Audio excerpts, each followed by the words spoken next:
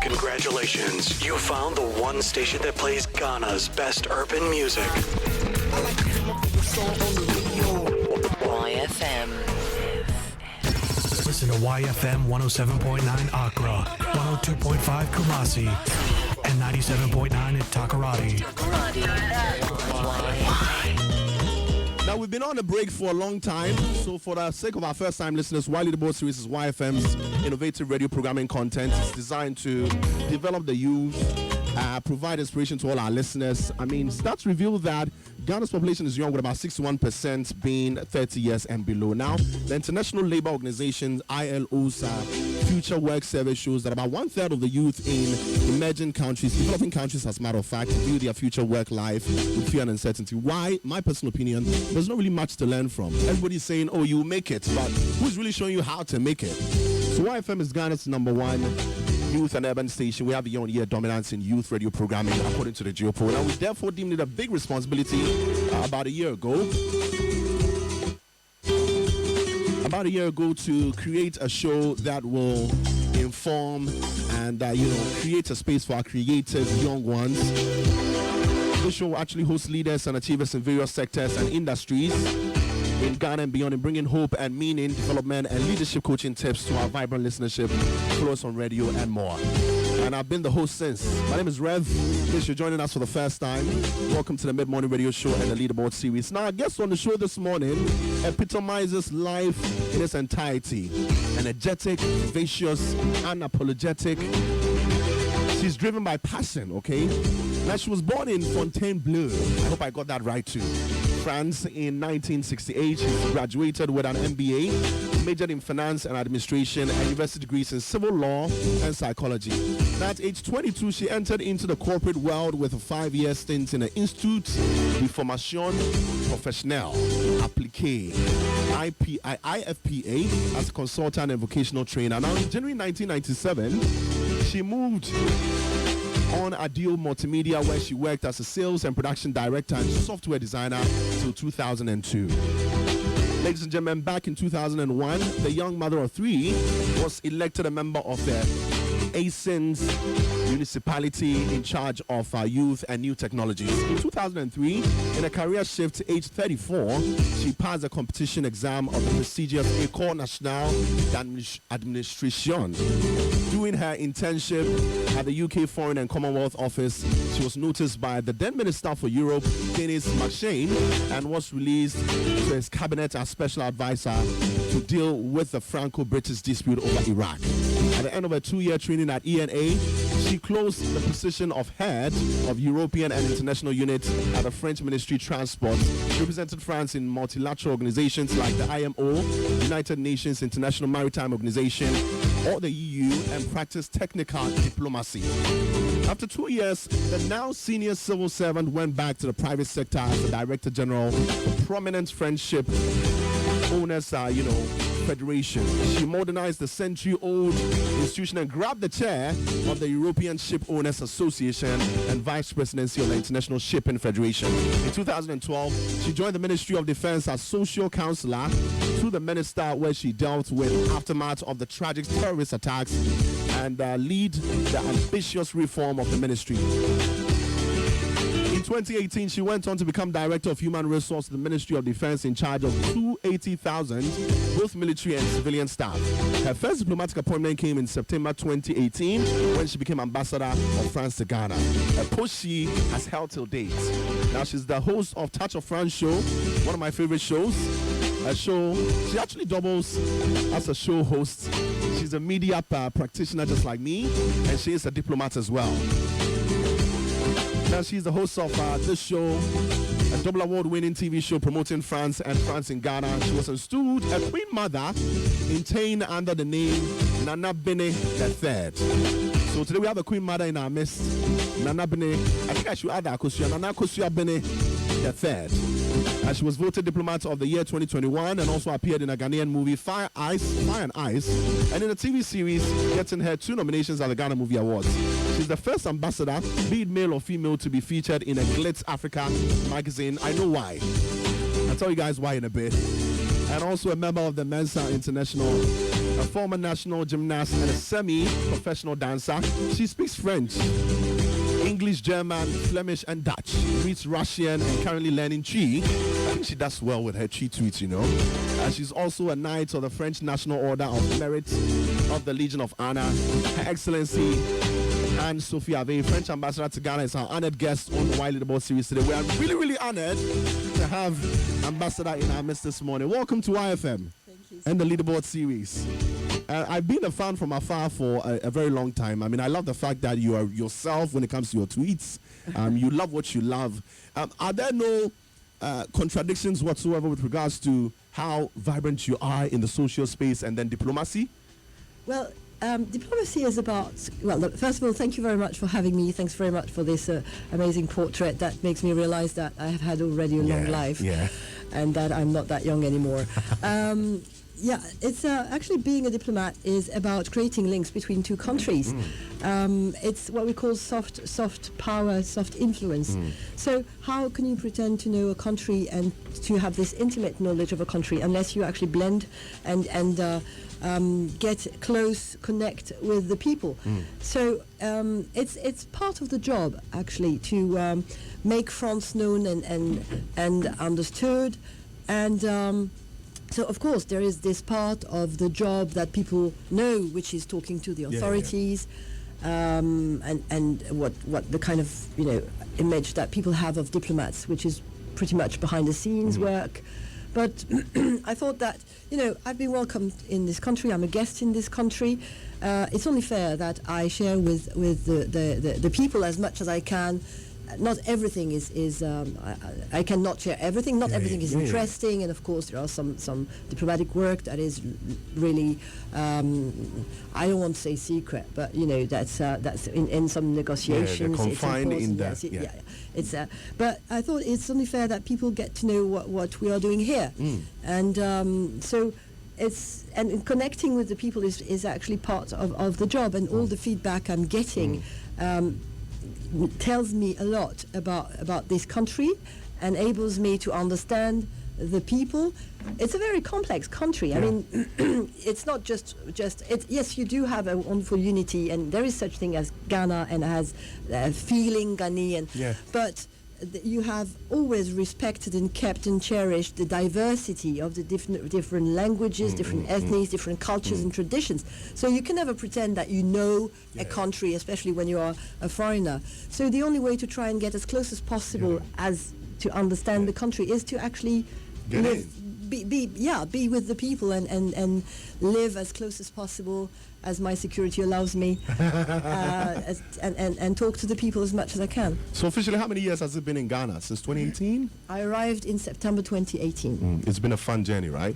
It's been fantastic. I'm just sorry that we had this COVID situation that has put quite a few of our cooperation projects and our activities to a stop, or at least suspended. We couldn't, of course, travel as much as we wanted.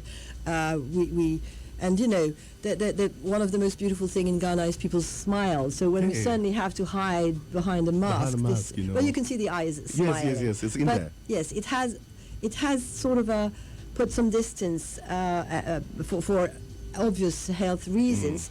But I think you've handled this situation very, very well. And we have to deal with whatever happens. But we had different projects of how to cooperate with Ghana, and then suddenly COVID arrived. But it's been damaging so much lives and livelihoods that I have nothing to complain about. I mean, we've made the best out of the moments that we've had since. It's been, 2 years down the lane, and we're still holding on tight. I mean, being creative around the ways as well. Yes. Now, today, the purpose for this interview is to basically break down the personality, Ambassador and Sophie Ave. Let people know. We've heard so much. I've seen you on so many interviews. People do hear your plans, what you're into and that. But today we want to find out who you really are, where it all started from. So if it were to be a movie, it will start from the first scene. Let's begin from the early home, environment in Fontainebleau. I got that right? Yes. Great. Fontainebleau. France and in Belgium. I really don't understand. When I did my research, I couldn't understand the connection between the three. Yes. My dad was the head of a record company. And at a very early stage, when I was like 4 or 5, he was offered the position of Director General of that specific record company in Brussels. It was a challenge because this subsidiary had to be dynamized, and he took up the challenge. He was supposed to go there for just 1 year, and we stayed 7 years. 7 years. So we moved to Belgium. At that time, now when you say from Paris to Brussels, we have the Thalys train, so it's like 56 minutes. Okay. But that time it was like 4.5 hours drive, and there was a border we had to cross. Now with the Schengen zone, we don't have any borders to cross. But it was like going far away from home. And my parents always brought us up in a way that when in Rome, do as the Romans. So they registered us in the local school where we spoke both French and Dutch, Flemish. Actually, it was the same, really. And we were in Belgium, so we had to be and live like anyone in Belgium. In Belgium. So I really enjoyed this time because it was the moment in the 1970s, the building of the European community, and there was such enthusiasm at that time. We were, we were 30 years after the war, and in a lifetime, it's not that long. I mean, if you think 30 years back, we have very vivid memories of 30 years is yesterday. And we were very eager to build that European community that was basically to create some such strong bonds among the European countries that never again would we go at war like we had like 3 times in the past century. So it was a very exciting time, and I think that's also has shaped my taste for languages and for getting close to people as many different people, because of these European constructions, there was people from all around Europe and diplomats also from all around the world who were here to be representative at the European Union. So yes, I grew up in an environment where people would speak several different languages, would be from different nationalities. And so at a very early age, I realized that the world was not only my house and my backyard. It was beyond that. Clearly, the effects are seen now. You're here doing your job in diplomacy, but you're going beyond borders, still in here, touching fields that people won't touch if they're on assignment, in a country like this. Anyway, so you touched on something I want us to touch a bit on again. You were born during the very turbulent period in the history of France with, mass and industrial protests. Yes, exactly. Across the country, cooking up the economy of France, putting it to a standstill, halting all activities, which have since been known as, the May 68, I wasn't born then. I was born in November. Yeah, in November. But I mean, when you came, your growing up had a stint of the aftermath of all these. How much of an effect did it have on your family? I mean, when you were growing up in these times, how different were things? If you compare things to, then, your formative years and how things changed, the system you came to meet. I think you're right. There's it has changed the mindset. It was certainly the wind that was blowing was about freedom, was about more responsibility and more power to the people. And I sense a difference in the way we were raised and educated for people who were actually born in 68 until 68. Yeah. And then in the 1970s, because then the environment in the 1970s was much more what you can imagine. Mm-hmm. It was like flower in the air, freedom, and well, I didn't benefit that. I mean, I had a very, very strict education. My parents were very much into schoolwork, and not much else. But I tend to think that my sisters probably got a bit more of a flexibility. Yeah. Well, we always, when you're the firstborn, you always believe that the next ones are getting things are a bit less on them, much easier on them. But I do sense in the people I've seen then who were like 10 years younger, so whose parents were products of these like liberation, if you can call it that way. Yeah, it changed probably the way that people would raise their children. But I still was I was still the very old-fashioned education generation. So this is you getting very used to the strict style education you were introduced to. I mean, your focus was just on that. Not much, if I'm wrong, correct me, not much of extracurricular activities in there. We were allowed to have other activities like sports and music, but my parents would say, okay, you're allowed to do gymnastics, but you have to be the best. You're allowed to do music, but you have to work hard. So everything was turned into a challenge. Fun was not really on the menu.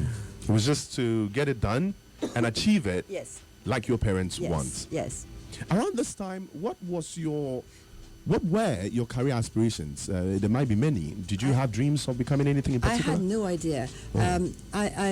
My parents, they keep everything from my school times, my notebooks and everything. And I found that when I was like 10, 11, when you arrive at school first day, they usually ask you to write an essay. And the essay was, what are you going to do when you're older? What would you like to be known for?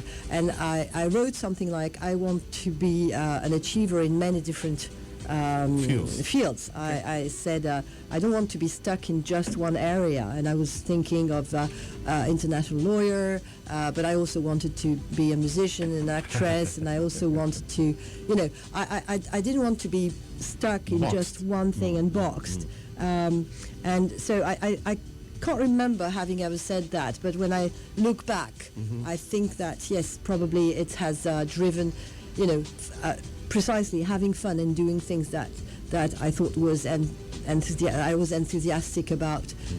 I strongly believe that you do well what you love doing. And so I never really had a career plan. Still now, I don't have a career plan because I think that life is made of opportunities, of people you meet. And then if you look at the 1970s when I grew up, who would have thought at that time that digital, internet, there was no such thing as internet. So at no point would I have said when I was 12, oh, I would like to be a computer scientist, because we had no idea. It just didn't exist. So I think probably I sensed at a very early stage that nobody knows what tomorrow will be. So let's keep an open mind. Let's just keep surviving. And seize opportunities where they come. Keep a very, very open mind. And that's the only way to move on. Did you have any role model, anybody you looked up to, pretty much? I don't really think so. Like everyone when I was a teenager, I loved the superheroes, but I knew that they were not for real. They were fictional characters. They were fictional, so I knew that these ones were obviously not an option. I think I picked bits and pieces from different personalities. Not so much I want to be like this person or this person, but I observed that how a person would handle a situation and say, oh, that's intelligent, that's wise, and this bits will be inspirations. But I never really had a role model because the people I admired them so much that it would have been very pretentious to ever pretend or aspire to be like them. Yeah, that makes perfect sense, Role models are needed, but the last statement really makes sense. Did you at any point get into any form of, activism during your school days? Sorry. Not really. I usually turn out to be the class prefect, unwillingly. You were chosen. I was chosen by chance because, we were very turbulent at that time in my class usually, and so we had to make a decision on how to vote the class prefect, and they would my fellows would probably decide that the last person to get into the class would be de facto the class prefect, and as a matter of fact I was very often the last one in. So yes, I was the class prefect, but then I took my role very seriously, and I remember that the headmaster sometimes called me and said, okay, we have made this decision considering this student, but don't play the lawyer, just let it be.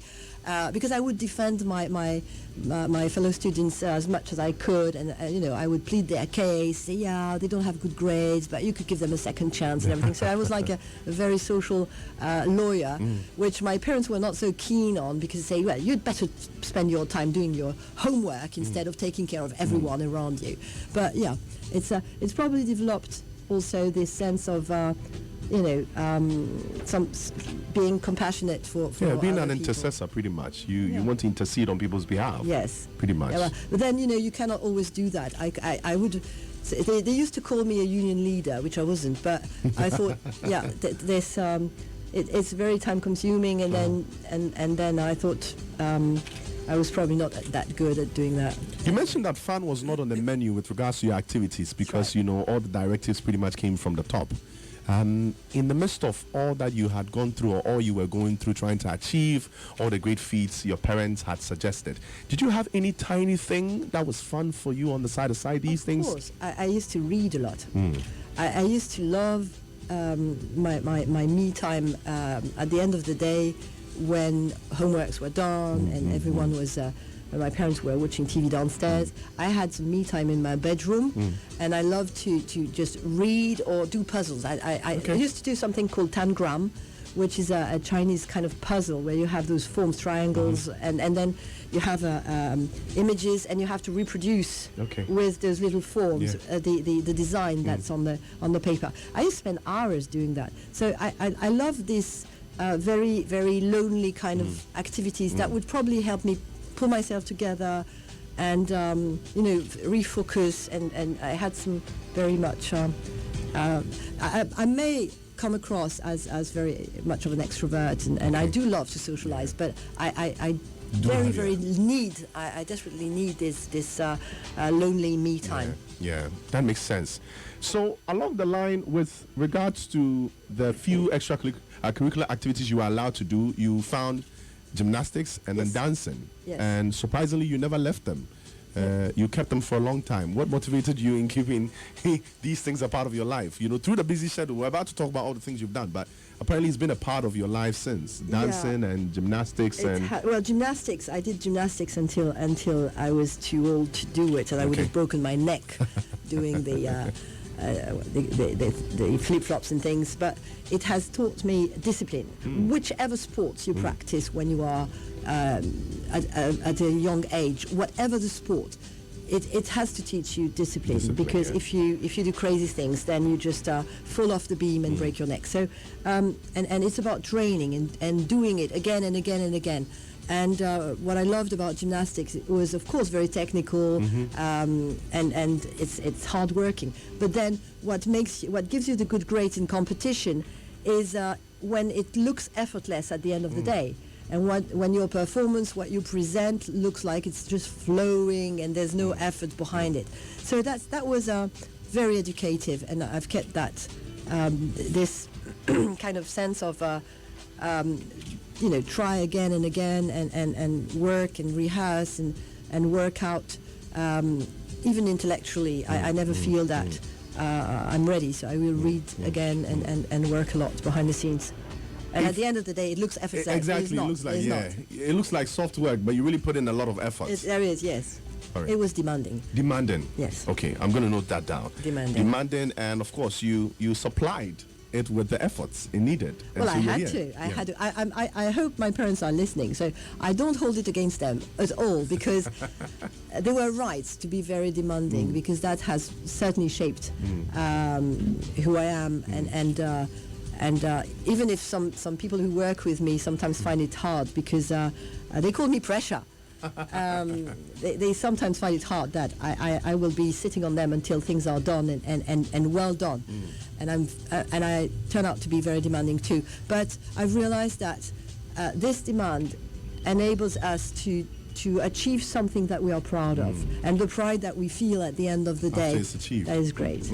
Now let's talk a little bit more about career. At age 22, you had been ushered into the corporate world and already mentoring young people. How did you prepare yourself for that moment, and what life tools were you armed with as a young corporate that enabled you to navigate your way up the ladder up until this point? I had a great boss at that time who's been coaching me, and what has helped me the most was after I graduated and I finished school, I went back to university in evening courses to study psychology and sociology, and that really helped understanding, because at the end of the day, in any situation, in France, in any culture, in everywhere in the world, with any kind of people, young, old, human is human. And psychology is about understanding human behavior. So that's helped me getting prepared. And I looked probably a bit older than I was, and people would believe me. I don't know, I managed to be into character and pretend I was very self-assured. It worked. Just got in there, you assumed position and fit the character. Yeah. So at some point, let me just refer back to when we were talking about your childhood. You mentioned that at some point, nobody knew that technology would advance to this point. Along the line, you became a sales expert and then a software engineer. How did that even come in? When I was with this consulting company, I saw that we were looking at vocational training. And it was the beginning of the internet. And I thought, okay, when you do vocational training, you gather people in a room, and I could handle groups like 10, 12. But I thought, how can we actually reach out to more people? And I thought maybe we could do something through these online courses or e-learning. And I got in touch with a company that was ADEO. And that's how I got into it. I knew nothing about software. I just had this intuition that this could be a tool that could actually help spread more widely vocational training, and that yes, when you're learning a software, when you're learning some technical skills, the computer can actually help you train. You see, and this company was actually dealing with nuclear power plants, and when you want to train on a nuclear power plant to see how to stop the reactor and start it again, how to clean the thing, you can't do it live. Otherwise you blow everything up. So they did that on a simulator. They programmed it before. And they programmed it. And I thought, there's something to be done about it. I'm sure we can do more in terms of e-learning. So I knew how to sell the concepts to companies, so I became their sales manager.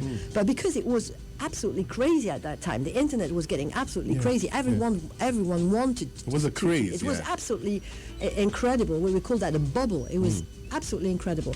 So I had done my turnover, the amount of money I was supposed to bring in 2 months instead of a year. So I said, what am I going to do for the rest of the time?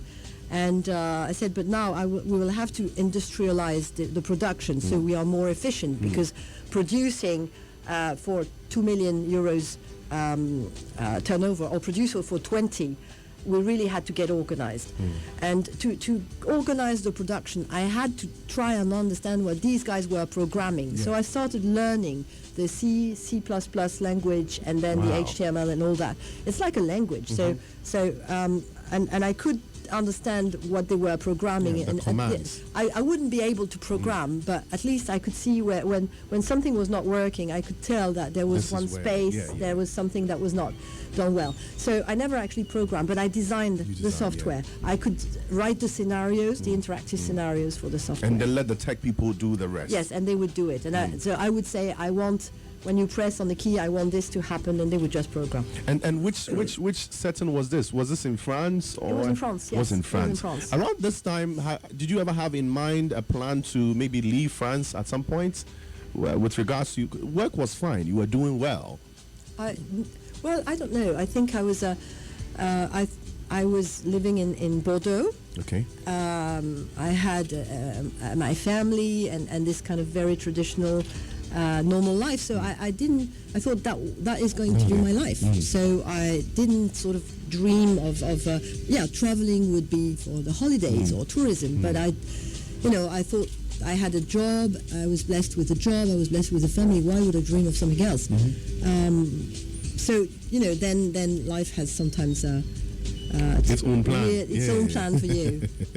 What would you say was the catalyst that led to your election as member of the Isins municipality in charge of youth and technologies? Around this time, you had worked so much in different fields. What led to that?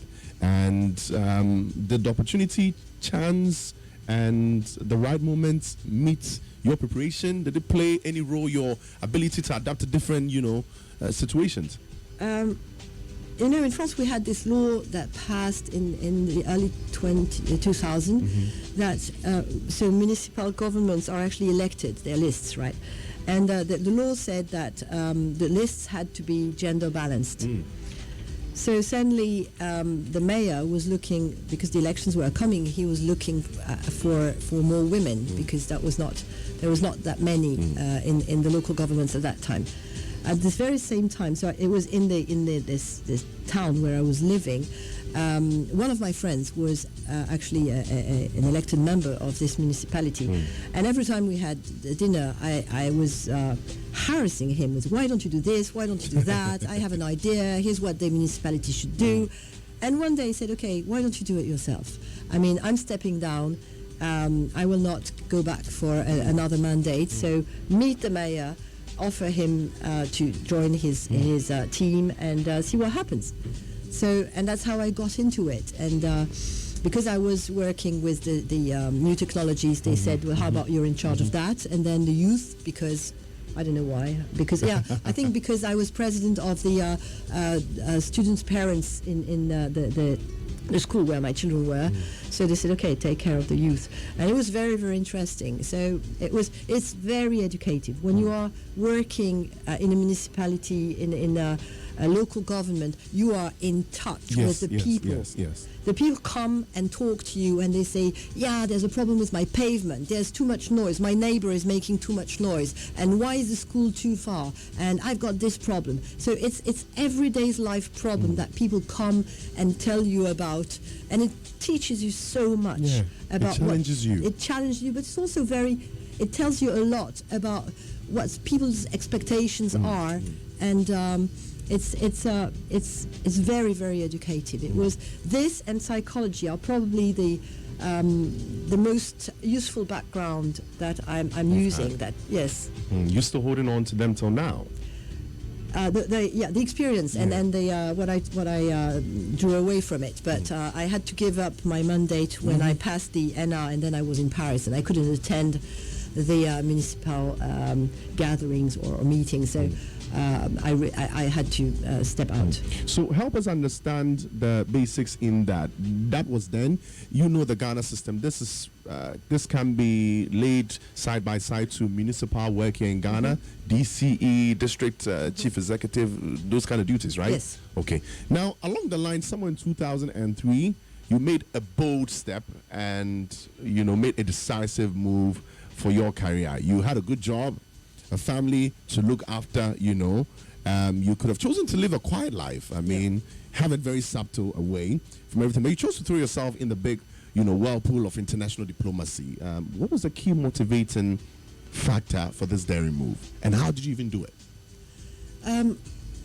I've had been in the company I was working with for like 5 years, and I was looking around to find something else. And all I was offered as jobs was to do the exact same thing. And I thought, because I have a no competition clause in my contract, I couldn't join a competitor and do the same thing. So I was a bit stuck. At the same time, I had this position in the municipality, and it was about implementing regulations that were decided up in the state at the state level. And I thought, who are those people who are doing these? I want to be part of those people who do the legislation. And how do we do that? People say, well, it's the ENA. You have to go to the École Nationale d'Administration. I say, okay, how do I do that? Well, it's a competition exam. Okay, but how do I do that? Well, you register, but they very quickly told me, there are thousands of people who take the exam and only a handful who pass. And you say, okay, well, if you don't try, you have zero chance whatsoever. So I had no idea where it would lead me. I only knew that the only way was up, and if I wanted to change and to move forward, I would have to make a bold step, because I would have to go back to school to change jobs. Otherwise, all I would be offered would be to do the exact same thing, like be a sales manager in another multimedia company. So I thought that's the only way to change. And I had that feeling I could do something else but just being a saleswoman. And no one would trust me and give me another position because they would judge by the fact that they thought I was good. Field, yes, absolutely. 42 minutes after 10. Her Excellency and Sophie Ave in the studio for Wiley the Boss Series. We're broadcasting live from the Accra Mall. But if you want to watch us now, kindly get on our Facebook, www.facebook.com/Y1079FM. Streaming live on there. It's with us. At this point, if you have any question for her, kindly send it through. We're welcoming yours. 0202222073 on Twitter. Kindly put in the hashtag Wiley the Boss Series and MMIS, okay? So you went forward and then wrote the exam, and I'm guessing you passed. Yes. How did you prepare yourself and your family? Because at that point you had family. How did you prepare yourself for this new move? The opportunity had come, you had made it. What form of preparation did you put in there? And then you take us through the time capsule of, the appointment, how things worked then, after the exam. When you take the exam, you hope to pass, but you don't really know. And then, so I remember it was a Friday, the 13th in December. Wow. I received the news, and I was actually doing an internship in Paris. So I dashed back on the train to go back to Bordeaux. And but I had no idea where I would be 2 weeks later. So on the next week, just before Christmas, we were in Paris, welcome to the school, and we had to choose where to go as an internship for the first 6 months, and then so the first year was dedicated to 6 months internships, and after the interview, there were many options, and I thought, how about London? How about the Foreign Office? And I don't know if I already knew that the next one would be Agen, but I had to handle things when they came up, and I had always been very organized with the children, using babysitters or handling. I don't know. It's about organization really. And then I dragged my children with me in London because I wanted them to have the experience of a British school. They went to the local public school, and I wanted them to wear the school uniform and be thrown into a completely foreign environment. So experience what I had experienced when I was their age. So it was about getting organized. I always communicated with my family a lot and said, here's the situation, and we would make the decisions together. So it was, it's like giving birth. When you are at it, you say never again, it's too difficult. But then once it's there, you say, oh, that was fantastic. So I cannot remember if it was hard or if I just handled things day after day, step by step, and just get through with it. Yes. Just get it delivered. Yes, exactly. So this is not to remind you of any bad memories, but somewhere around 2012, there was a tragic terrorist attack. Around this time, you were still in business, working in the spheres of diplomacy. How much did this unfortunate incident affect you personally and your country, and how did you manage to deal with it? Let's go into the deeps. How, when it happened, the response, how did things go? It was, we were right during the presidential campaign. It was March 2012, and the elections were in April, May 2012. It was a big shock for the entire country. If you remember, this crazy terrorist began in Toulouse, I think. He had made an appointment with a soldier to pretending he wanted to buy his motorbike, and then he shot him dead. Then he moved to Montauban, which is a few miles from Toulouse. He completely randomly, he saw 3 soldiers going outside the premises of the regiment to withdraw cash at an ATM, and he shot 2 of them dead, and the third one was very severely injured. He's now paralyzed from throat to toes. And then he took his motorbike, the terrorist took his motorbike and went to this Jewish school, and he killed children, gun on their head, 3 years old, 4 years old children, and the headmaster. And this put the country in deep, deep shock. So when I witnessed that, I was just an observer. I was still working with the shipowners. So you see, I was just like any citizen watching that on TV, outraged, and we were scared because we realized that this could happen anywhere. And then because we were during the electoral campaign, you see, the candidates would promise everything to the families and say, oh, they will have a Legion of Honor, and they will be made, they will be knighted this or that, and then we'll have a mansion dead for France, and they will, they were promising everything, notwithstanding whether it was possible or not. So when the new government came into place, and the Minister of Defense, who was in charge, actually it's the Minister of Defense that has to deal with terrorist attacks and the compensation and the follow-up of the families, it was then on his desk, and he realized that unfortunately all that has been promised couldn't be implemented because the regulations were not didn't allow it. They were not favorable. It was not favorable. So they called me because sometimes through the network people know, and they were really in the middle of that big mess, and they said, how are we going to get around it? And someone who knew me said maybe she can help. So I went to see them. They presented with the issue, and I said, yeah, you see, the regulations do not allow us to knight them, for instance. I said, well, change the regulation. And they said, you're hired. Just that? Yes, and because when you're the in a government, your role is to make regulations. So if the regulations doesn't enable you to implement whatever, change it.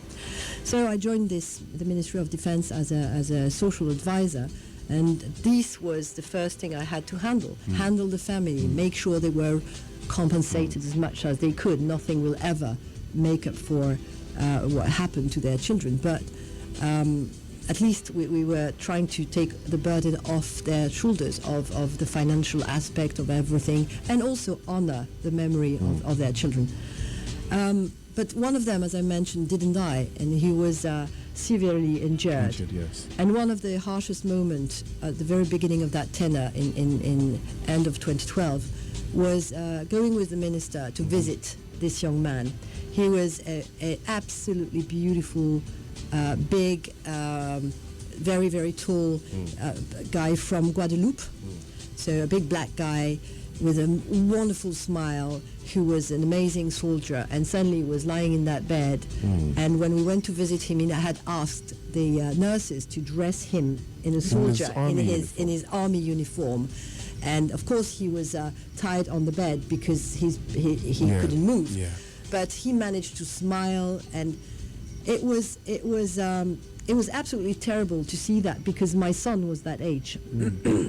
And I got prepared because in the French army we have a health service with doctors, psychologists and psychiatrists. So a couple of days before I knew I would have to go with the minister to visit him in the hospital, I asked these psychologists and psychiatrists to come and talk to me and help me and say, how do I address that? How can I protect myself? Because it's going to be very emotional. This guy, this young man is my children's age. Exactly. How do I address him? What am I going to talk to him about? What are you not supposed to say? What am I not supposed to say? And how can I not look upset? How can I not look very compassionate? And what will be the right behavior? And they helped me a lot going through that. Wow. This is a very tough moment, I can't imagine. But I mean, knowing you and knowing how you get over, challenges easily. So you went, the day came, you did actually go. How did it go? Well, I followed the advice of the psychologist, and this young man, his future was literally destroyed. Yeah. So the advice was to talk about the present. Do you like the food you're having? Are people taking care of you well? Do you get phone calls? Are people visiting you? We are so proud of you. You are a soldier. Calling him with his grade, and call him soldier, and not by his first name. Showing him deep respect, and making this moment for him a moment that was just for him. But also showing him that, telling him, your battalion, they're all very proud of you, and showing him that there's life around. So he had something to cling on and something to live for and to fight for. That's beautiful. That's beautiful. 8 more minutes before we hit 11, guys. So we're going on and on. We still have a few things to talk about on here. If you have a question for Ambassador Anne, feel free to send it through. Okay, I'm getting a few questions, by the way. Some people want to take us back to the beginning where we started from. Others also have questions that relate to a few things that are being done in the future. Plans, so to say. Ambassador, so before Ghana came in, before your appointment for Ghana came in, did you know anything about Ghana? I knew what any French diplomat knows. A very peaceful, democratic country. I knew a bit of the history. First, a sub-Saharan country to gain independence. Of course, the names like Nkrumah, Rawlings were part of our history books.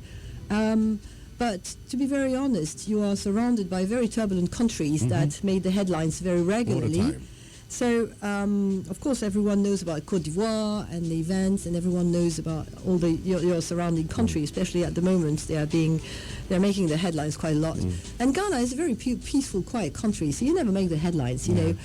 The French press has this habit of, unfortunately, reporting only the big crises and the wars, turbulence and things. And Ghana, there's nothing bad to say about Ghana. It's just in there, you're okay, so you had elections, went well, okay, so that's just one line, and then we move on. So, you see, there was no gossips about this country, there was nothing about, you see, this head of state took over, or there was a putsch. Well, ever since after Rawlings, you've been, since 1992, things have been peaceful, so you didn't make the headlines of the gossip diplomatic newspapers. So I knew a bit about it, but then of course I did my homework when I got this appointment, and I was quite impressed. But you see, I didn't want to come with any prejudice or thinking that, okay, I arrived but I've read everything and I know everything.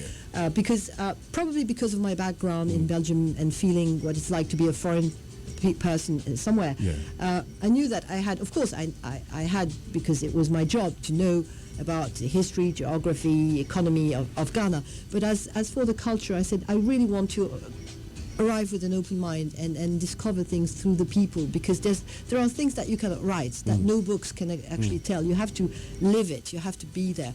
So of course, I had the basic knowledge of what you can find in books, but there are so much about Ghana that is written nowhere.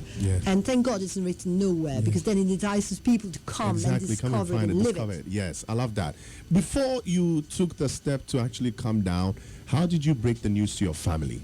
I'm not sure you really shared this with anybody. Sorry. It was quite funny, because the first person, well, when I was offered the job, it was at lunch, and I spilled my coffee, and I couldn't believe it was true. So I think I asked several times, "Are you kidding? Is that? I mean, do you really mean it? Is that really happening?" I said, "Yeah." So the first person I called was my dad, and I asked him, what do you think? Because he's very much, he's always followed my career very keenly, very keenly. So if he doesn't feel that it's right, he will say. I don't always listen to him, but at least I want his opinion. And I think the next was my children, beginning with the youngest, because I knew that she was my baby. She was 19 at that time, 20. Well, she will be my baby forever. And I thought maybe she will be sad that I leave. And I was probably a bit selfishly hoping that, oh, mommy, I will miss you so much. That is absolutely not the reaction I got. Absolutely not. The total opposite, right? Completely. I said, oh, that is great. We'll come and visit. Oh, wow. Okay. That was fast. So I said, okay, so I'm going to call your brother and see what he says. And she said, oh, he will be very enthusiastic too. So I rushed on the phone. I didn't want her to call him first and brief him. And my son was very quiet. He listened and he said, I'm sure you will be happy, so I will be happy for you. Wow. Okay, so no one misses me. No one is going to miss you.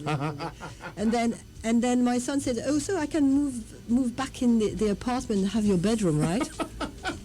They're already taking over, man. So I said, okay.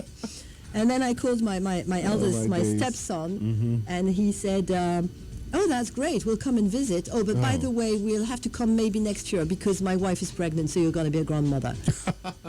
That was a lot to take on. That was a lot to take on in one day. Wow. So they took it very, you know, so I said, okay, so there's no one is, you know, shedding a tear. So let's go.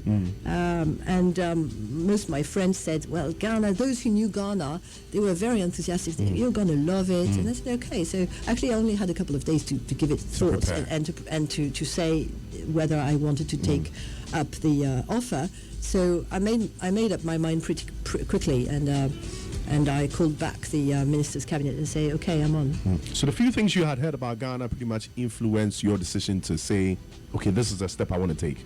And of course, your family had, you know, approved of that. The fact that it was an Anglophone country, okay, that was important for me.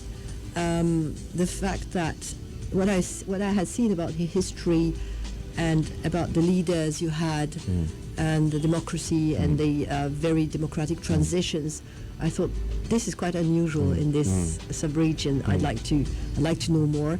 And then from what I read of the traditions and everything, I thought I really want to know more because it was very, very far from what I had ever experienced.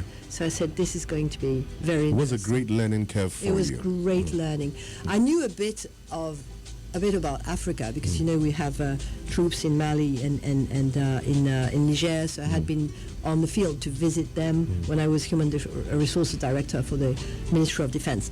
So it was not as I couldn't really blend with the local people because we were in a situation where I was surrounded by the special forces, highly protected with my full metal jacket, so that doesn't entice people to come and chat with you. But then I went to Côte d'Ivoire quite a lot, and I knew that the people in West Africa were very friendly and fun, and so I was I've always loved Africa from the very little I knew. I loved the atmosphere that people you make people feel special, you make people feel at home, you don't make people feel uncomfortable. The traditions and culture make sense. You see. So you don't feel, why do people do this? And okay. So no, it makes sense. It's about respect. It's about living together. It has all your traditions. These are social values that are embedded in our lives. It's a part of us. But they have a sense. You see, they have a meaning. Yes. And so it's a culture that if you are respectful and if you listen and observe and question, you understand. Yes. And then you pick it up. And in some other culture, we have some traditions, and people say, but why? And people say, I don't know. Why not? Why not? So that's not the case here. You see, there is a reason why, and it's based on respect. It's based on, and I think I love these values. What was the first thing about Ghana that caught your attention as soon as you landed? Oh, the people. I mean... Back to it again. No, but I mean, honestly...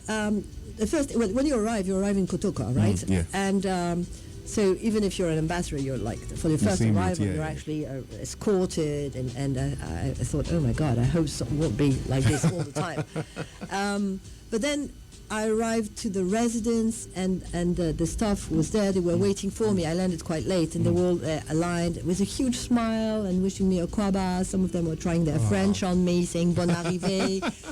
And I thought, oh, wow.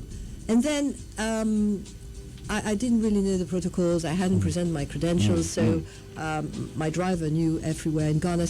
And I wanted to buy a few things, so he took me to Makola. He took me to the market. This is on the first week. Yeah. Okay. I wanted, I was completely unknown, so, and I hadn't presented my credentials yet. So I was not. I was an ambassador designated. I was not yet an ambassador. So I felt very free to go around, and of course there are always a few things what you need to buy when you settle. And my son was there as well. So I was hanging around. I went to also Oxford Street and bought a few things. And the people were always nice and smiling, greeting you. And I thought, gosh, is this heaven?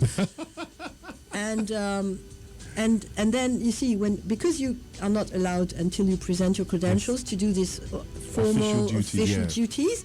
Well, I used those 1 month and a half to just be yourself and do your thing. and do my tourist things, and of course get to know the French community, get to know my team. But then I had my evenings for me, and I could go to shopping.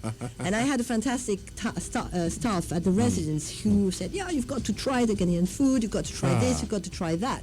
And because that's their usual, so they know where to buy the best fruits, and they know where that the ones you buy on the streets are much better than whatever you will find in a supermarket. So they will acquaint me with the normal Ghanaian life, and I would listen to them. And some of them took me to their village. Wow. I was so lucky. I hosted the wedding, the engagement and the wedding of my chef, my cook. So in my own residence, I had I was so blessed that I had a traditional Ghanaian engagement. Right in there. Right there. You could learn it all. It was fantastic. It was absolutely fantastic. My parents were there. It's one of the best moments. It was just so great. So at this point that you realize, no, this is the right choice I made. Oh, yes. Oh, I never doubted it.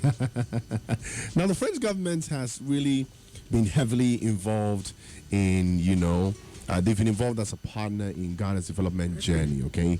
In your 4th year as an ambassador, tell us about some of the key projects and initiatives, okay, that have been successfully implemented, and what other areas of development you plan on turning your lenses on. We're going to get back to the other activities you do personally, but, on the duty level, what are some of the policies that have been implemented, projects, and ones that are, in the pipeline?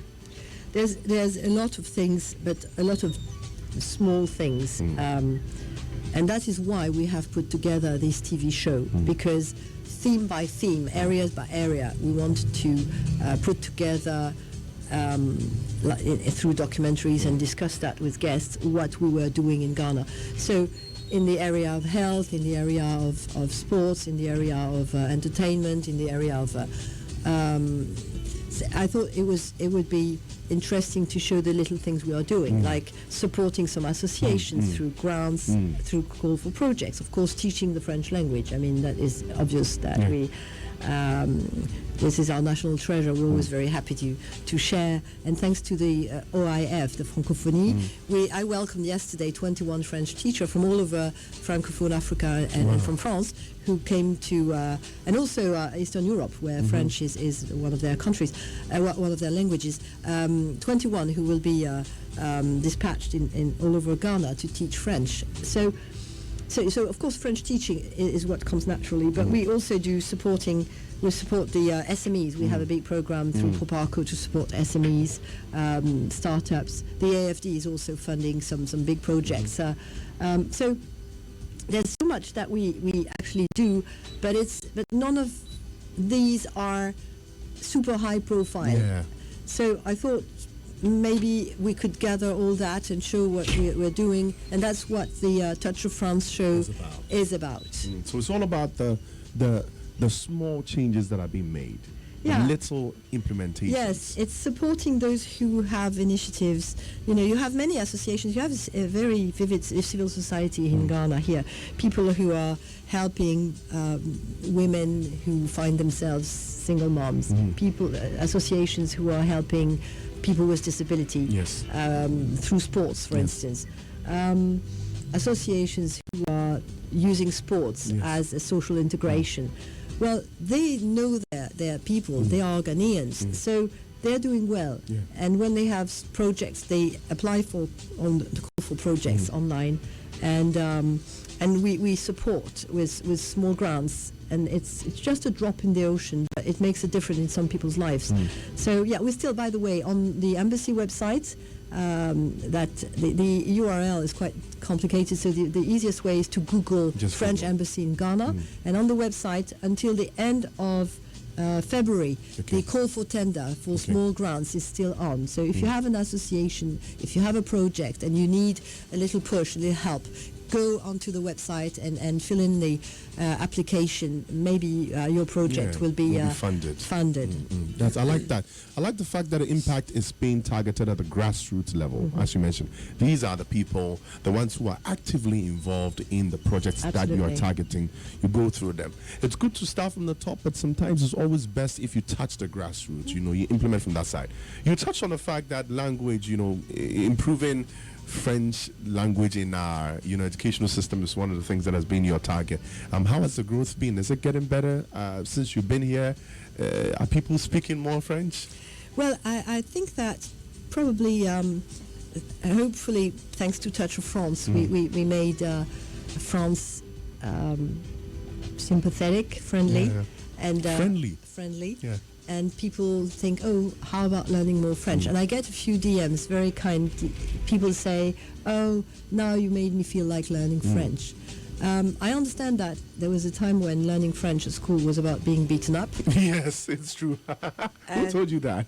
Well, many people, and it shouldn't be. It's a language of love, by the way. Teachers, stop it. If a lot of people don't like their French teachers. I know. I heard that. I think one of these days you should put a poll on your Twitter and ask if they loved their French teachers and see the response you get. It was wild, but I mean... But some of them do. I mean, I had on my show Anita Erskine, who told me she had a wonderful... She speaks good French. She speaks perfect French, and she learned it here in Ghana because she praised her French teacher. So of course, some French teachers are doing a good job. Are doing a great job, and we're trying to teach the teachers. That's also something, because it has to be fun, you see. And maybe, you see, it's about making one step towards people. I cannot learn all the Ghanaian languages. You've got so many. But I'm trying a bit of Chui. Don't challenge me. I almost did. No, you won't. But I think that maybe people will say, okay, if at her old age she can try and learn some Chui, who already speak many local languages, we are young, our brains are still sponges, we should give it a try to learn some French.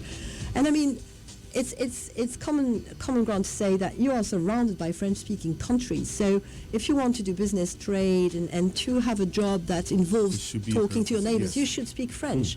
It's not about imperialism and our will to have everyone speak French. I mean, I speak English. If you don't speak French, I can just an still upper hand for you. It's just for you, an asset. It just helps you. It's just like I'm saying the exact same thing to my children in France. I tell them, you will go nowhere if you don't speak perfect English.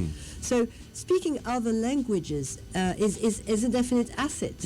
And it's not about, giving up on your own culture. I never give up on my own culture, yet I speak several languages. It only helps me convey messages and reach out to more people in their own languages. Because I think it was...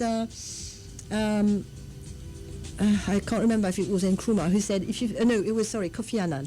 He used to say that if you speak to someone in language he understands, you speak to his brain. But if you speak to him in a language that is his mother tongue, you speak to his heart.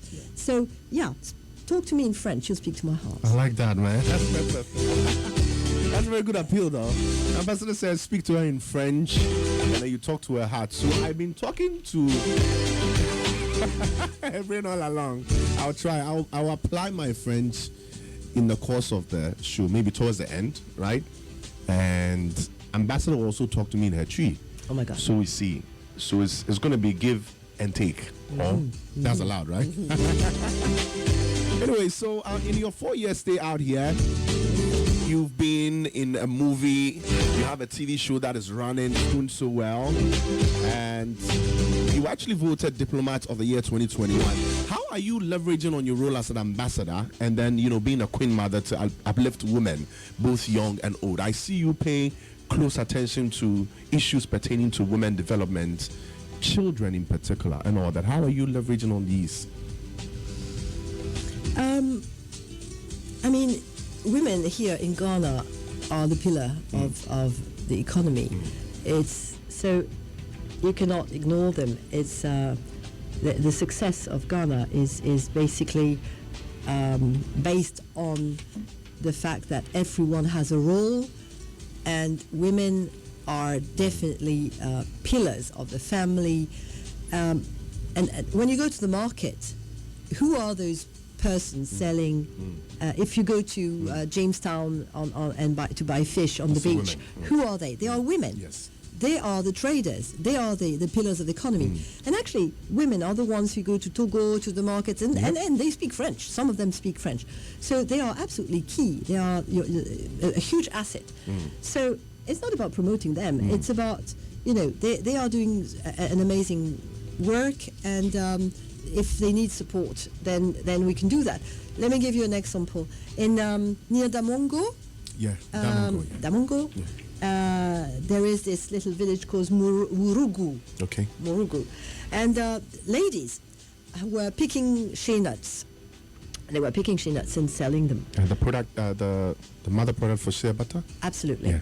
And then they had a project of transforming these shea nuts for into shea butter, because when you sell shea butter, you sell it at a much higher price. And then you create jobs, because transforming it through a factory creates jobs for ladies. And so the project we funded there, along with the Netherlands, was about bringing the equipment for the factory, but also finding customers. Yeah. So French companies like L'Occitane or L'Oréal have contracts with a trade company that buys the shea butter from them and then sells it. So when you buy the luxury products, you know that there is Ghanaian shea butter in it. So this has created lots of jobs, women's jobs. And that is the kind of project we're very proud of. But at the very beginning, there was this dynamism and this willpower of women who started it. Yeah. And this project is also very interesting because it involves the chieftaincies and the local government. So, and it has an element about protecting the trees, so that their work and business and industry is sustainable on the long run. So that is a beautiful project I was very, very proud of. But you see, these are many, many little things that we support. It doesn't cost much, but at the beginning, they have started it, and they have a project to go the extra mile, and that's where we can, come on board. All right, guys, so it's your point now, 0202222073. Kindly text me on WhatsApp. We're wrapping up the interview with Ambassador and Sophie Ave. Your questions are also welcome on our Twitter. The hashtag is Wiley the Most Series. Thank you so much, MTN Ghana, Car Bank, and Shokomo by Casapreco, proud sponsors, making this happen.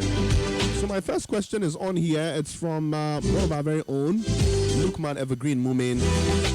So Lukman wants to know, so Lukman says, if you're a Ghanaian and want scholarships to study in France, which avenues can you contact, or do they have a website that has such information? Absolutely. You go to Campus France. Okay.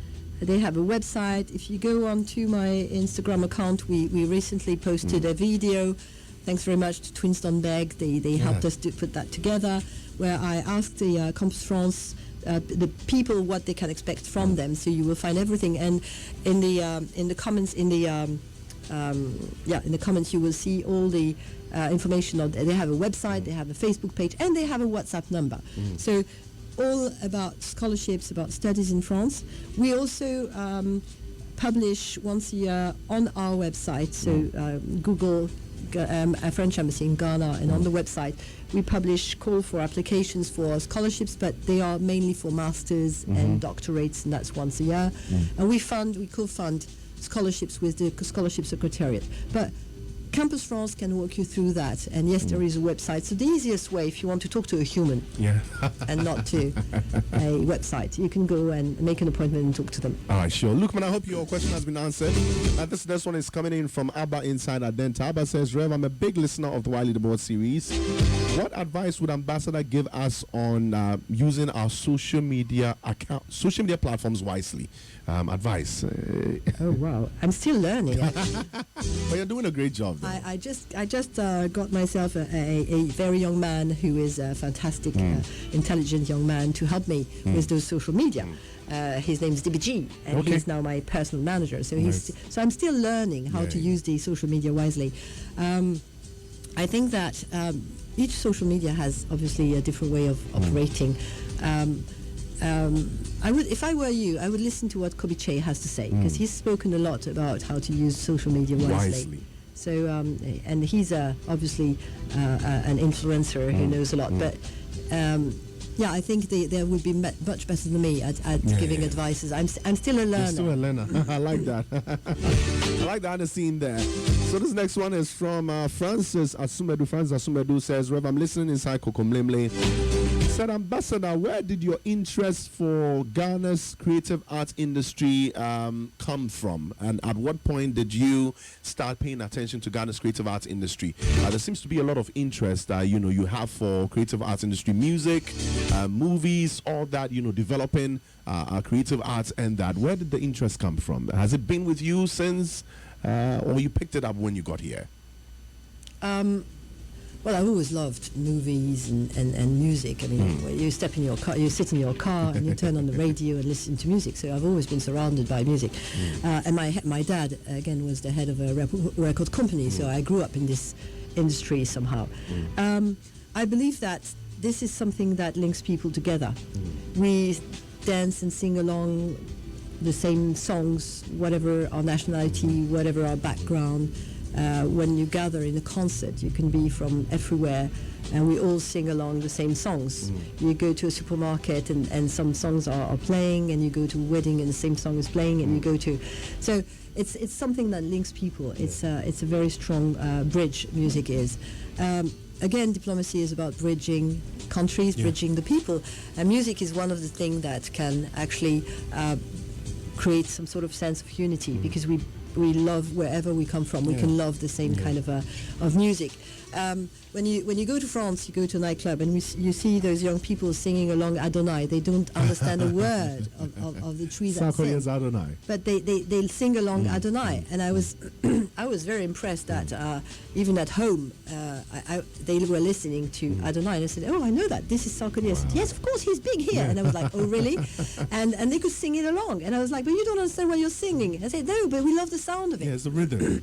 The rhythm and the words actually are like an instrument. Each word is like a note. It hits with it, it hits with it. So music is something that is binding, that is linking people. And what got me close to these artists is they somehow have a role as an ambassador, as ambassadors of their country to the world. You see, your artists are very dedicated people. Whenever they perform overseas, there is always 1, 2, 3 moments in their concert where they will praise Ghana. They sell Ghana. They sell Ghana. So somehow we are counterparts, right? I don't have their talent, but I have that feeling. I believe that. I believe that we have the same dedication to promote our country overseas by respecting the country where we are.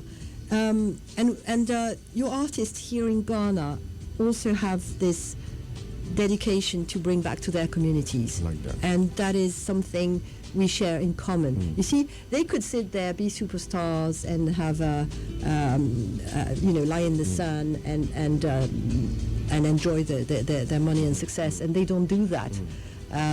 They share with people. They never forget that their success is also thanks to a team around them, and they always give back to those people, and they never forget where they are from, and they will give back to their community, and they don't make a big fuss about it. They just do, and that is very, very impressive. Of course, when you are visible, there's always someone with a camera who will catch you. And when they see Sarkozy giving, bringing some things in Tema, even if you wanted to go unnoticed, everyone would know it. But he will never brag about it. But he is deeply dedicated to bringing back to his community. I know that Stone also has a foundation, and he never forgot. I think in every interview. Every time, even when we chat together, he always mentions where he comes from and how this has shaped him. I was listening to Kwame Eugene yesterday on the Space. You finally met him. Yeah, I did. I'm a big fan, and it was very emotional. I mean, he's such a young man who is so talented and is such an inspiration to the youth. And again, he never forgets his background, and this is very specific to the Ghanaian who succeed. They never forget to then give back, and help people in return. And this is what makes them such precious people to me. I like that. I believe so much that, your duties are well performed and we're seeing the effect. I mean, I see all these things that you've talked about are evident. I mean, it's not like you're just saying them. The average Ghanaian man or woman knows how much of a work you're putting into improving our creative arts industry and, you know, sharing ideas with them and that. I have one request, by the way. I pray that in the near future we have a lot more collaborative works coming in with regards to our music, because I was so happy when you said, you know, we hear Adonai in France, and we should get to a point where maybe we can get the Aya Nakamuras and the big ones to, you know, link up with our ones out here and work on a few songs. I know you have some plans with that. We hope, yes. But you see, this is the big difference between the Ghanaian arts, however big they are, and the French arts. The French tend to, you know, when they get there, they suddenly sit in their silver tower and they look upon themselves as two big stars to get down to earth. So some of them are quite not accessible, and then it's bizarre because here you look upon the featuring and collaborations as a win-win synergy. In France, sometimes they are. They're a bit shy to do featuring because they're afraid that the person they would feature would be better than them. So it's not that easy, but I'm so happy that we managed to do that with Passy. Passy is a huge rapper in France. He was the very first. He is the one who introduced rap in France. Wow. And so he's the father of rap in France. He originally was from Congo, but he's very French, and we love him. We love his double culture. It brings a lot to France. He's huge in Francophone countries, and he wanted to do those collabs. He did with Kwabna, and also he also is also someone who has promoted new artists, lots of them, and he's promoting this new artist called Orti. And Passy and Orti have made collaborations with Kwabna, Gasmila, Fameye, Becca, Stoneboy, and Sarkodie. And so it's not. So when we did the Paris and Accra concert, it was not just putting together a French and Ghanaian artist on the same stage, one after the other. It was presenting the duos, the duets, featuring that they had done. Some of them will soon be released, and I was absolutely amazed of how it comes out, because each duet has this. Is unique because it is a combination of the specific style of the Ghanaian artist. I mean, Gasmila is very different from Sarkodie. They both are very talented, but in a very different area. Kwabna is also different, and so you can see the touch of each of those artists plus a French touch. And this new artist called Orti is very, very French, and he sings in pidgin and in local languages. So. Yeah, I think these collabs are bridges between not only France and Ghana, but Francophone Africa and Anglophone Africa. Lovely. If your time is up and you're called back to France, how are you going to feel? And are you going to come back unofficially? This is terrible. This is terrible. Well, my time is not out yet, so don't say goodbye now. I'm still here. I don't want to think of it. It's going to be heartbreaking because I've had an amazing time, feeling that you are useful, feeling that you are making a difference, and feeling that people appreciate what you do is absolutely amazing. And I've had extraordinary moments here. Every moment has been extraordinary. I haven't had a dull moment. It's going to be absolutely heartbreaking to leave, so I will probably never really leave. I have an Ankara here. I have friends here, so you have a TV show here. I'm not going to come back for that TV show, but you know, first of all, we never know. As I said, I never made any career plans, so we never know what can happen. What tomorrow holds. I have no idea. A month before I was appointed to Ghana, I was Human Resources Director in the Army. I was fully dedicated to my job, and I had absolutely no idea that my next move would be to Africa. I had no idea. I don't know where I will be next year, but what I know is that my heart will definitely remain here. I have a property here, so I'm bound to come back. I know that December month is everything is happening in Ghana. Ghana is the place to be. So it's Destination Ghana. It is Destination Ghana. So I already know that next year in December I will definitely be there. I have no idea where I will be, but I will never be very far. Thank you to the social media. I will keep up with the people who so kindly supported me, and I will let them know whatever I'm doing, and I will definitely come back. I look upon Ghana as my second homeland now, and don't mention the fact that I am one day gonna leave, because it makes me very, very emotional. I don't want to think about it. I don't want to think of that moment. I want to be fully dedicated to all I've got to do. I've got so much to do, and there's so much that I want to share with the people. So no, I don't want to mention it. I don't want to talk about it. I don't want to think of it. Think of it. I love that. So Ambassador is never leaving us. Whatever happens, she's still with us. She started things that are going to continue. Now, let me touch on one thing that came up in the set of questions, but let me just rephrase it. So there seems to be growing sense of, a resentment towards France within the sub-region over the last few years on a few issues. I think the quite recent one was Mali.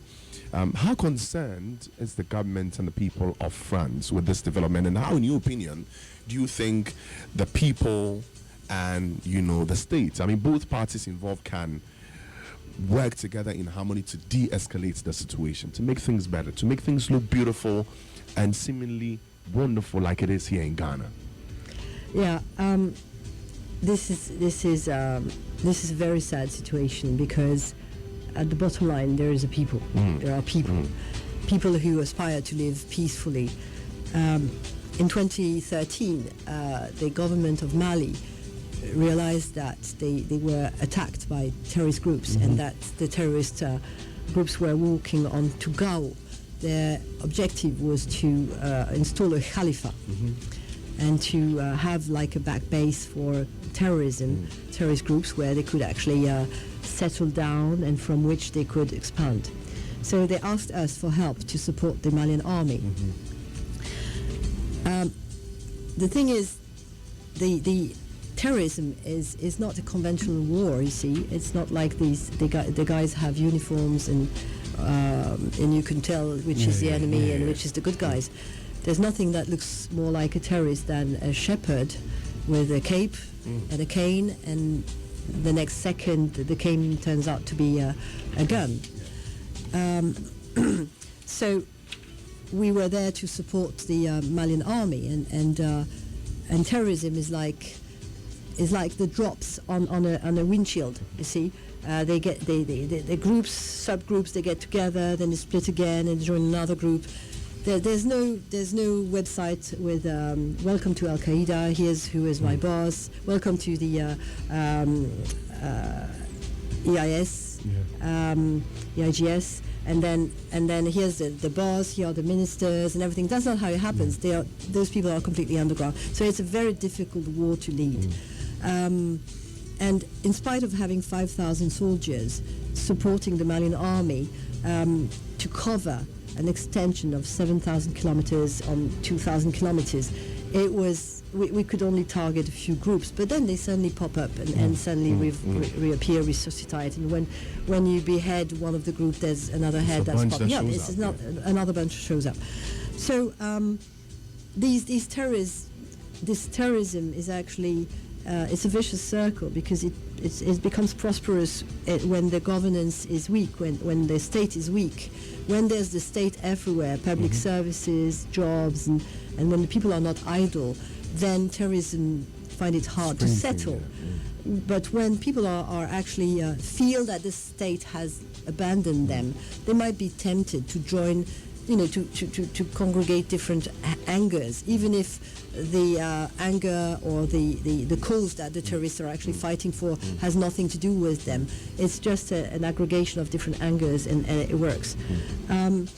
So I think that, well, of course, from where I sit, communication is key. And we probably have not been good enough at explaining what we were doing in Mali, how we were supporting, how we were helping. And we have let a narrative settle down because we were not succeeding in tackling terrorism. Like that.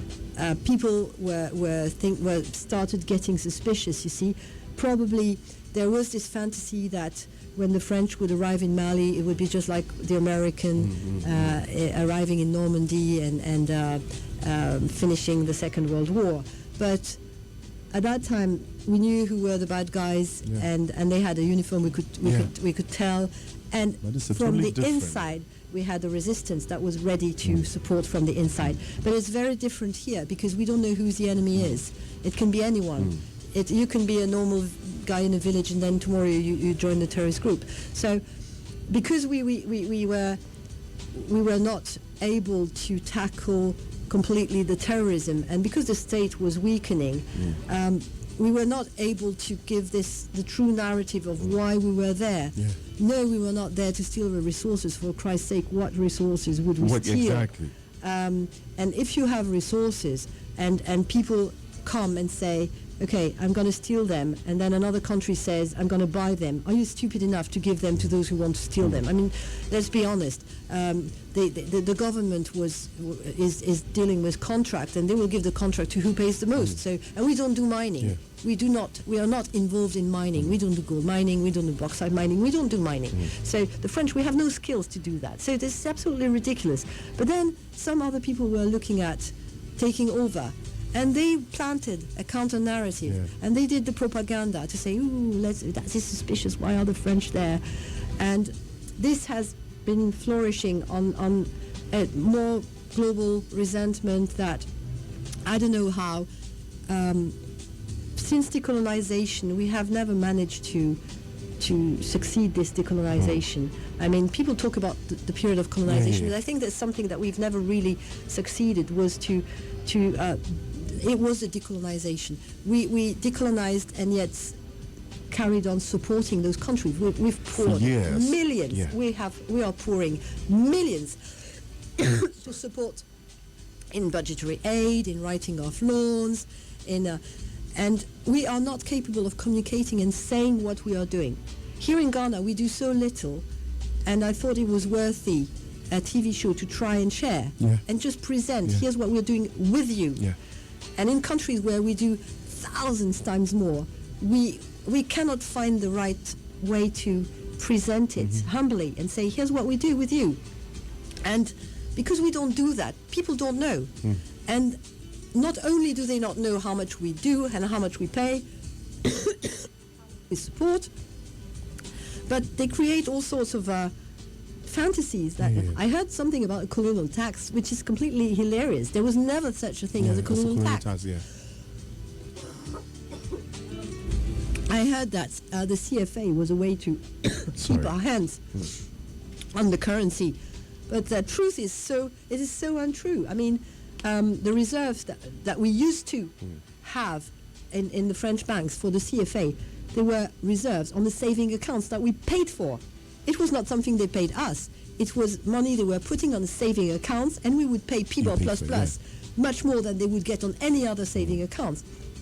And the proof is that by law, by the agreement we had, because we guarantee that currency so that it doesn't drop. So this collateral was just, please put your saving on them. And it was so, the interest rate was so high that instead of putting the 50% that was agreed, they put 70. Because yes, I get a lot of, not a lot, not in Ghana, and usually the DMs or comments I get about French, they usually don't come from people from Ghana, but you know, social media is open to the world, so I get it from outdoors. And what's very interesting is that very often they say, okay, let's talk about it, let's have a live on IG, or let's have a space and throw your questions and I will answer. And usually they suddenly disappear, you see? Because it's very easy to say, oh, you all know what the French do. There's a lot of myths around it. Yeah. And nobody's really able to come up with facts to back it. What? I say, okay, what? Yeah, you know you support dictators. Okay, which ones? Yeah. And there's no answer coming. You see? Because it's like rumors. Yeah, you know that everybody knows that, you know, I know what. And it's so I will say, okay, let's discuss it. You tell me. Because sometimes there may be some sort of grassroots to some rumors, so I'd be happy to discuss it. And I haven't had a chance, because sometimes when people just throw these comments at me, and I say, okay, let's discuss it. And sometimes it's just, conspiracy theories. So such crazy videos circulating that we will be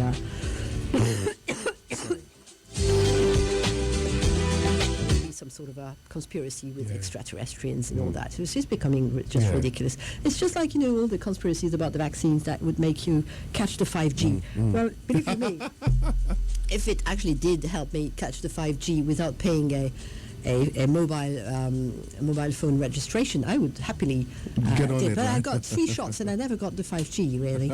I got 2, and I still don't have the 5G yet. Well, try the 3rd one, maybe. Hi, Dennis. Thank you so much for being very honest, super blunt on this. That's one of the things I really respect about you. You state the facts and you make sure you do defend them. On the side, of all these, if I'm visiting France for the first time, what 5 sites would you advise I visit? Well, if it's the first time, I think that just because you will want to do pictures and posts on your social media, you will want to see the Eiffel Tower. Eiffel Tower. Because otherwise people won't believe you were in France, so that's the trademark.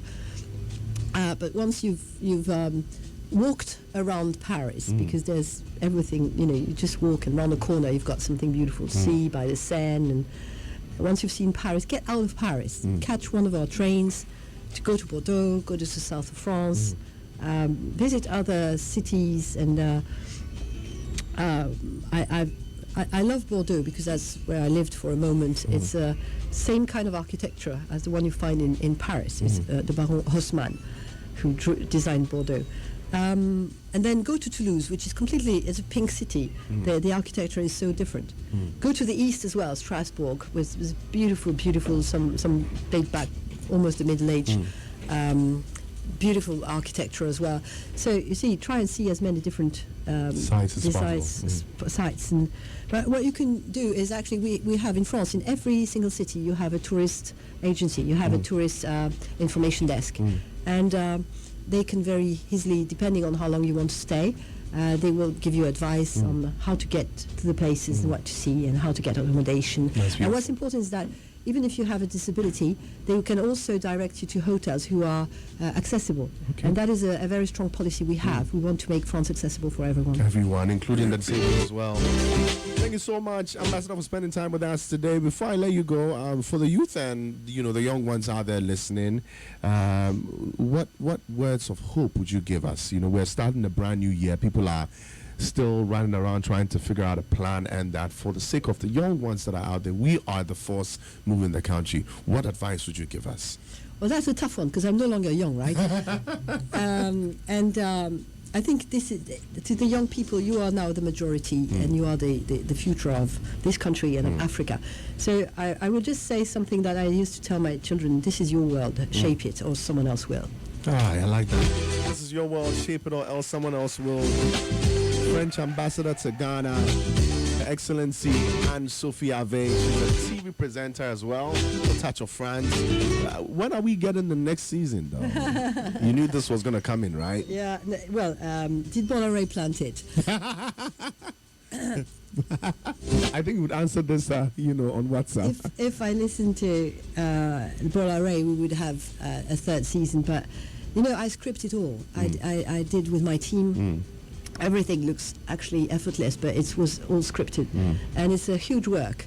It was fantastic because it was about putting what we were doing out there. But it's but then it takes like 6 months to a year to put it together, and I don't want the show to still air on TV when I'm gone because it would shadow my successor, and he or she will have to take his own way and do his or her own way. So we'll probably do a special one. Okay. But then you can always watch the replays. They're all on YouTube. So and the most interviews were very, very exciting. So you can find the interviews with all your favorite celebrities on Touch of France, the replay. And guys, make sure you follow her on Twitter. Your handle once again. She's very interactive though. She'll reply you if you tweet at her. I do. I try. But now I get so many DMs. Sometimes I can't. But I try. So my handle on Twitter is Anne-Sophie Ave altogether, ANNESOPHIAVE. and on Instagram is as.ave. All right. Thank you so much, Ambassador, for spending time with us this morning. We are really grateful for taking time off your busy schedule. GMA, YFM, we're truly grateful on behalf of YFM, the young people that listen to us, all our listeners, the young and the young at heart. Really grateful, and we're looking forward to having you back sometime soon to, discuss other matters. My pleasure. All right. Thank you very much.